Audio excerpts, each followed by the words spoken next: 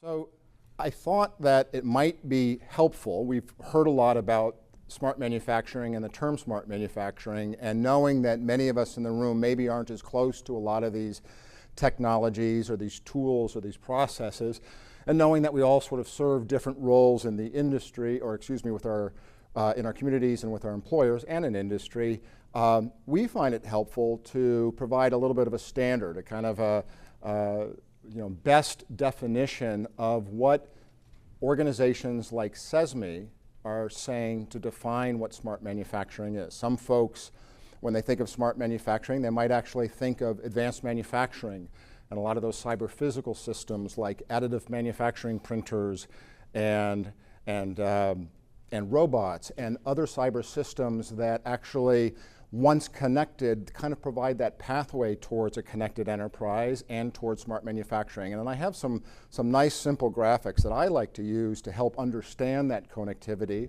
But let's start with the definition, and let's start with who is SESME. So SESME, first of all, is an acronym. It's the Clean Energy Smart Manufacturing Innovation Institute. And in a moment, I'm going to take just a couple of minutes to talk a little bit about Manufacturing USA and the Innovation Institute. SESME is currently one of 17. But by looking at this definition, we can read together smart manufacturing is the information-driven, event-driven, efficient, and collaborative orchestration of business, physical, and digital processes within plants, factories, and across the entire value chain. So, boiling the ocean in a way, right? Quite a very broad statement, because you're talking about collecting information, you're talking about events and processes being driven by that information, you're talking about collaborative orchestration, right, between equipment, between systems, across the supply chain, and across the entire value chain. So this is a very very wide encompassing and a very aggressive proposition if you really start to think about what this really means. Visually, maybe we could look at it this way. And if you look here at the left of the screen, you might see this product that's being produced. Let's just call this an additive manufacturing printer. And you can see it up here on the top left of the screen. And if you look under that first stage of this production line, you'll see a little drip of water going into a bucket. And I'd ask you to think of that as data. So your maintenance technicians, your operators, your programmers, whoever it might be, your engineers, could go up to that bucket and find out a lot of information about what that particular machine is doing, what that particular cyber asset is doing in this case. And as that product makes itself down the line, you have another cyber system. You have maybe a robot that's going to be stamping in some keys, and that has its own data lake, or excuse me, its own data that's coming off of that. And you might see it pass through some HVAC data that's available in the factory, and it makes its over to some inspection systems and so on and so forth. And this is actually very compelling, right? This is really what advanced manufacturing could be described as a way, right? Where you're looking at individual systems that bring that data piece. But the challenge, of course, is that these pieces aren't necessarily connected. The data isn't necessarily seamless in talking to each other. And there's a lot of connectivity issues or interoperability issues that are really, serve as more as barriers than as there are opportunities, but currently as barriers. And so the team at SESME and others, and SME included, are looking at ways to improve interoperability. And this, what John likes to talk about at SESME as the democratization of data, right? Coming up with that harmonization of data. For those of you in the HR field, which I suspect there are a few, I like to think of it this way. Think of the first piece of equipment as digital paychecks, right? What an incredible advantage for an operation to have digital paychecks. How much time and energy and postage that has saved you. Think it's the second step of your operation as digital open enrollment via the web. Being able to push out all of that October enrollment into your insurance plans and circulating all those PDFs around what kinds of plans are available. You get to your third step along the line, and maybe this is your performance management tools. what kind of advances in that particular field have benefited from systems like online performance management, clocking in and clocking out, digital time cards. So you think of all of these individual steps along the HRIS system, but it's not until all of those systems are connected together that you can now have data that looks at the efficiency of your employees, the time to competencies, for example, the metrics that you're benchmarking across your compensation models, some of your expense or ROI and the investments you make in benefits programs, right? Once you start to pull all of those HR systems together, again, forgive the example, but I think it's helpful.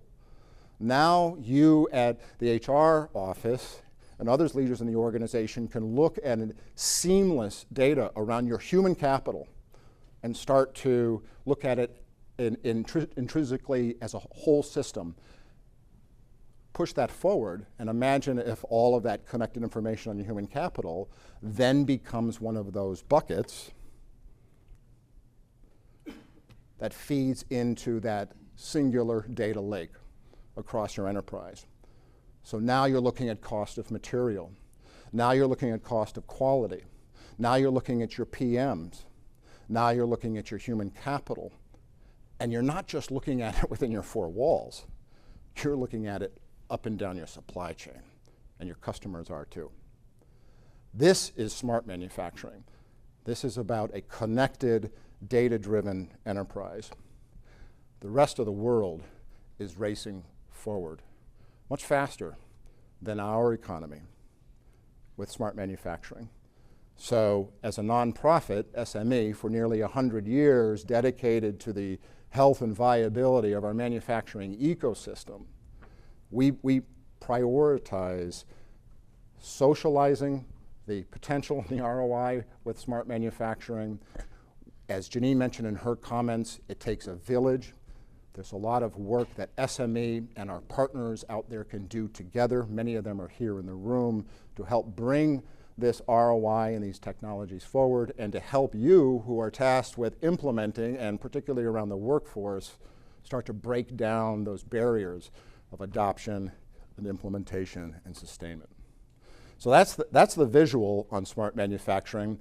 I won't spend a whole lot on the bridges that need to be built from existing job roles, right? Manufacturing engineer to smart manufacturing engineer, and all those new skills and competencies. That's something you will be seeing coming forward from SME and our partners in the weeks and months ahead.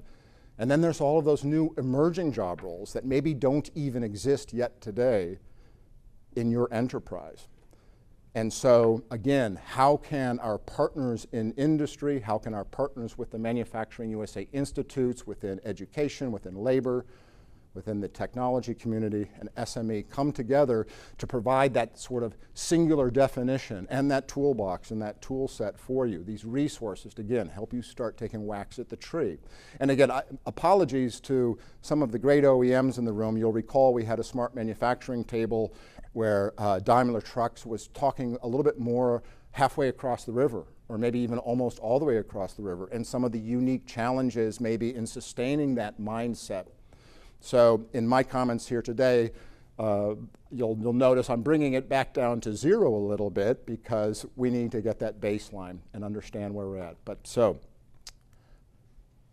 Manufacturing USA and SME, how many people in the room here are familiar with the Manufacturing USA Innovation Institutes? A couple, okay.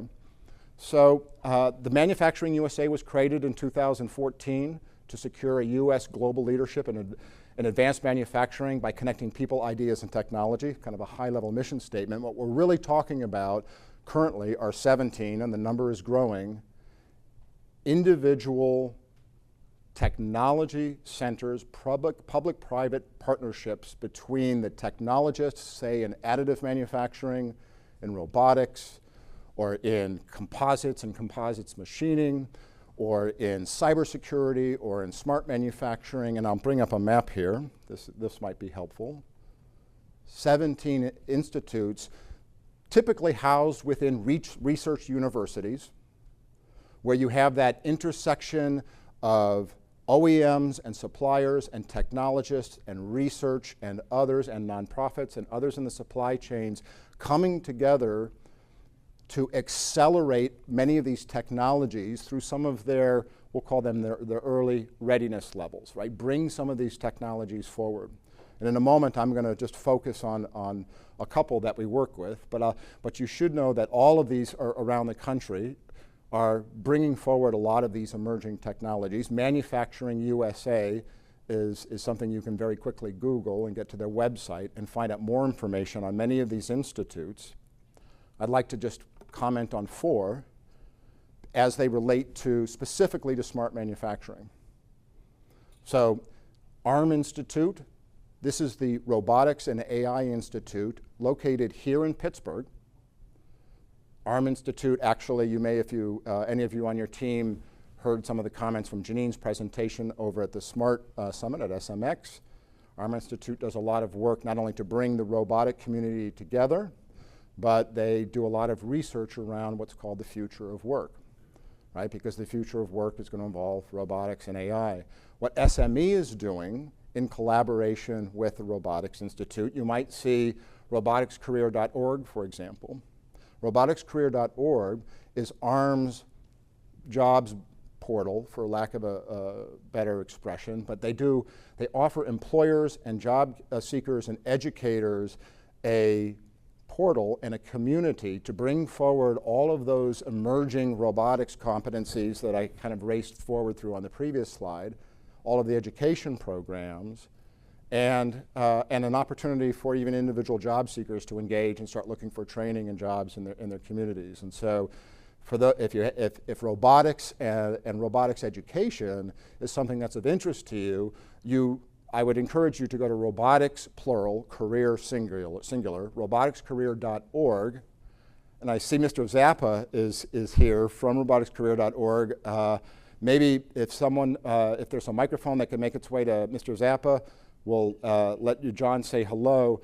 And while we wait for John to get a microphone, I'll just say that what you will also find on roboticscareer.org are resources from SME, including the Certified Manufacturing Associate and the Fundamentals of Robotics and Manufacturing certificate programs. These are certificate programs that are in schools and employers who are looking for sort of that validated pathway and that validated body of knowledge to help folks enter into a career into robotics or into manufacturing engineering. You'll find credentials like these distributed across the industrial base and certainly on roboticscareer.org. And so, John, did you want to quickly say hello? Thank you, Dan. Really appreciate the acknowledgement. We created roboticscareer.org as a reaction to the fact of how do you connect people. How do you connect employers with talent that's out there? How do you connect individuals with training programs that are out there? But let's do this in a way that's very much skills-based. And how do we develop skills people need, skills employers are looking for? So it's a free service. Your tax dollars have paid for this, so I would encourage you to take advantage of it. If you're an employer, you can create a free account, and one of the best things about it, we probably have jobs we're already getting from LinkedIn, Simply Hired, Indeed, all that. We have worked with a jobs aggregator. But if you create an account as an employer, you have the ability to do a reverse search on individuals. So show me, for instance, individuals here in Pittsburgh that have robot programming experience that are open to being contacted. And free service, great way to access talent that might be in your area. So thank you so much, Dan. Thank you, John, and thank you. John and ARM, along with the Manufacturing USA Institutes, many of them from the MAP, some of them here, all located over at the other event. And so if you are able to join us at 3 o'clock when we walk down the hall, feel free to stop by the ARM booth and any of the others you see here for additional information. What about additive manufacturing, right? That's additive manufacturing, right? One of those critical stations that sits on that production line. And there's so much ROI with additive as we really push past prototyping with additive and really leveraging all of those high volume production opportunities, as the Department of Defense and the aviation industry really look forward to bring out the value and the ROI from the additive manufacturing technology. Maybe just for a quick show of hands, how many folks in this room have a printer somewhere in their facility, 3D printer?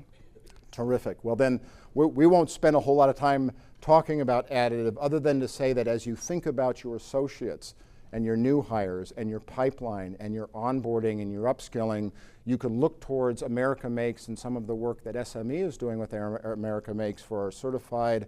We have what's called a Certified in Additive Manufacturing Fundamentals program. We have a technician level program, and we have e-learning and support these industry validated credentials. And these are programs that are really thriving in the high schools and in the employers. And so if you're not familiar with them, certainly reach out to anybody on your Tooling U-SME team. If your organization has a license to the e-learning catalog, for example, everything I'm talking about right here is readily accessible to you. So I think we might have Josh Kramer from America Makes in the room. Josh does so much to promote additive manufacturing from the institutes across the industrial base. Josh, do you want to say good morning? And good morning, everyone. And Dan, thank you for allowing me, asking me to say a couple words here this morning. And Janine and Matt, I think, made me reflect on an opportunity of engaging with SME, I think, since 2006. So about 18 years engaged with the organization and Tooling U, and I think it speaks to the family nature of speaking with you 18 years later, probably in multiple reaches across the organization at SME and Tooling U of the culture as well. And so, like many in this room, I think it takes a village for us to tackle workforce, and the talent pipeline and talent stream for sure. So we need hundreds of meetings just like this one across the country to truly do that. I'm the Director of Education Workforce Development, not only for America Makes, but NCDMM, so the National Center of Defense Manufacturing and Machining, that oversees not only America Makes, but 7 other locations around the U.S., all dedicated to the Department of Defense. The DoD is not only the U.S.'s largest employer, it's the global largest employer, and that includes the organic industrial base, which includes a lot of small to medium manufacturers and enterprises. And so this conversation this morning and yesterday certainly echoes with us, and we've been proud partners of Tooling U and SME for a number of years on a number of different programs and reaches, even with Deb and team at another entity of our organization called AMI, in the community college imperative and those kind of things just the same. And so we align very much on the mission and the strategy of national strategy through local impact. I have the privilege of sitting on the White House's Workforce Coalition, so working not only with the White House, but working through Congress, as well as with the Department of Labor, Education, Commerce, as Dan mentioned, with across the Manufacturing USA network, to align in these efforts so that we can multiply that impact and get these best practice programs down to the local partners to deploy, down to the local entities. And so an opportunity to scale quickly and be agile in that nature. Obviously, Dan highlighting additive and the agile nature of that technology specifically, not only here, but in space as well, is critical as well. As Dan mentioned, I'm around as well, and then we have some representatives over in the Smart Manufacturing Conference as well. But thanks for all the work, and thanks for all the work that you're all doing as well, because it certainly will take all of us to accomplish this. Thank you, Josh. And so thank you very much. And Josh located America Makes, by the way, right down the road in Youngstown, and don't have the map up, but not too far. Thank you again, Josh. So this is a national concerted effort, public-private investment involving OEMs, technologists rather, academia, research community, to really build that consensus and drive and bring those resources down to all of us out across the industrial base. Whether you're in a high school, whether you're in a community college, whether you're in a small medium, or whether you are in an OEM, right? These are how these resources come together, and everyone realizes it's the velocity and the alignment that is most critical. And so this is our intent here, is to expose you to this effort and some of the resources that are available. Obviously, as we open up those robots and those printers to the cloud, there's, this just absolutely multiplies your need for a cybersecurity posture and a cybersecurity strategy within your employers. We could spend a whole panel, we could spend a whole day, we could spend a whole week talking about the opportunities and the challenges with cybersecurity. For today's purposes, certainly know CyManny, which is the Cybersecurity Institute. They're hosted out of University of Texas, San Antonio, and they have some folks here across the hall. I would encourage you to stop by their booth and hear about some of the risk assessments and tools that are available for you to start thinking about your cybersecurity journey if you aren't already. I will tell you, and I'll show you in just a moment, SME and Tooling U-SME have some content that we've endorsed together to help you on that process. And then, of course, lastly, the SESME, which is the Smart Manufacturing Institute. I'm just trying to think. I think Conrad might be speaking right now, so I don't believe he's here this morning. Conrad? So just maybe perhaps what I'll do in the interest of time is just, Conrad, thank you so much. Do you have a microphone? Well, why don't we do this? While a microphone makes its way to Conrad. So SESME has been quite incredible in really leading the charge around bringing this technology forward and bringing a community of workforce practitioners together. And Conrad, in a moment, and Conrad, I am planning to talk about the SESME assessment on a future slide and some of the tools that are available. But do you want to take a quick minute and introduce yourself and maybe share some of your opportunities as we start to break down barriers in education? Sure. Conrad Leyva, education at SESME. It's great to be here with a lot of the colleagues here from other institutes and with Tooling U and with SME, who really helps us sometimes collaborate. Sometimes we have to collaborate through partners like you because it's not as easy as you would think to collaborate from institute to institute. Really, it's great that SME is embracing all these endorsement programs and review programs and taking the influence from the institutes and the subject matter experts. And I really recommend to the educators and the crowd to really reach out to the institutes and use this as a source to influence, to inspire your programs with all the latest knowledge and technology. So thanks for having us here. I'm available at the conference. I'm spending more time on the other side, on the SMX side, but I'm available if you want to reach out to me. Thank you, Conrad. Thank you for your comments. In addition to some of the tools that you're hearing me talk about, another way that SME is supporting smart manufacturing is in partnering with SESME, and in this case, John Dyke, who's the executive director of SESME, where Janine Kuntz, who you've heard from this morning, and John are actually co-chairs of the Smart Manufacturing Executive Council.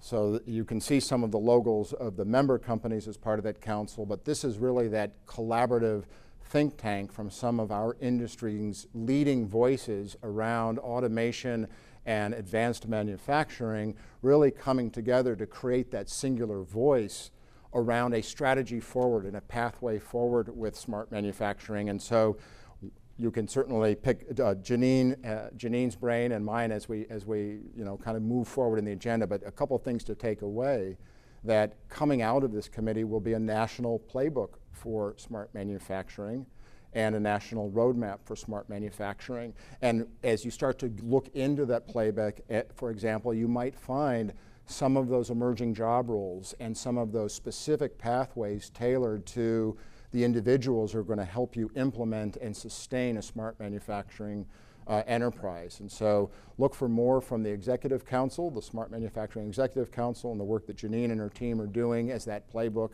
and that roadmap come forward. I'll move forward.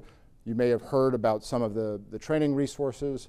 For those of you who enjoy the online e-learning from Tooling U-SME, I just thought it might be helpful to show you there are 35 classes endorsed by SESME and CyManny that can be parked onto your LMSs, that can support some of your learning and development programs. I think Conrad mentioned some of those. And then maybe in closing, I'll just talk about some of the ways to get started. So that if you're thinking, well, what is it that I can do to help my company take some steps forward? One is that you heard me mention the Smart Manufacturing Assessment Survey. There are many surveys and assessments out there. Many of them are very good. The MEPs, for example, which Janine mentioned, a lot of them will oftentimes have technology assessments. SESME has a terrific online assessment. You can just go to sesme.org, click on the assessment to get started. There's opportunities also to actually engage your plant and have a site analysis and start to do the Gemba walks. You can start to build maybe a use case around an individual problem that you might be trying to solve with automation, and then maybe where that's an opportunity to start pulling with sensors some data and start your organization down a journey. Integration partners and implementation experts really can play a key role. I'd be remiss, I'd like to bring Axiom just very quickly to say hello. Axiom does great work, particularly down in the supply chain, helping organizations understand how to get started with smart manufacturing. They support SME on many of our lean offerings, and they support SME on many of our smart offerings. Ryan Cahalan, would you like to say hello? I'm just impressed that you actually got my name correct every time. Thank you for letting us be part of this. We're over in the other show. We're at booth 108. We would love to talk to you about the smart manufacturing does not need to be hard. It sounds big, and it is. There's a lot of complexity, but smart manufacturing is a great way to engage your workforce, to allow your workforce to think and to use tools that are accessible to all of them in ways that they may not have had the opportunity before. I was just sitting here looking for free apps on my phone that could do vibration analysis, that could do motion capture, that could do safety tracking, that could do, there are so many ways to get started in smart manufacturing that don't require you to do a massive undertaking. In the end, it is about culture, and it is about making sure that you can sustain. But when I think about smart manufacturing, I think about the people in the plant floor, and every time I see an operator looking down at their phone, looking at YouTube, or whatever they're scrolling, versus using their phone and seeing what's going on in my operation, how do I make it better? I can change things. So smart manufacturing does not have to be hard. And I'd encourage you to come over to our booth and take a look at some of the tools that we have and get started with making an impact with your workforce. So thank you. Thank you, Ryan. And I encourage you to stop by the booth to learn more about Axiom. There's a wonderful tool called Bennett AI, which provides a workforce connectivity element to smart manufacturing. Maybe a good place for us to stop. I know we're a little bit over on time. We had the fire drill this morning, and so my apologies for providing a little bit of a surface level introduction to some of the ways that SME is supporting our ecosystem around smart manufacturing. If you have any questions, please feel free to approach me or anyone on our team. And like I said, we'll have some time built in later today for those of you who are available, and we'll all walk over together and meet some of these fabulous partners. So thank you very much, Ryan.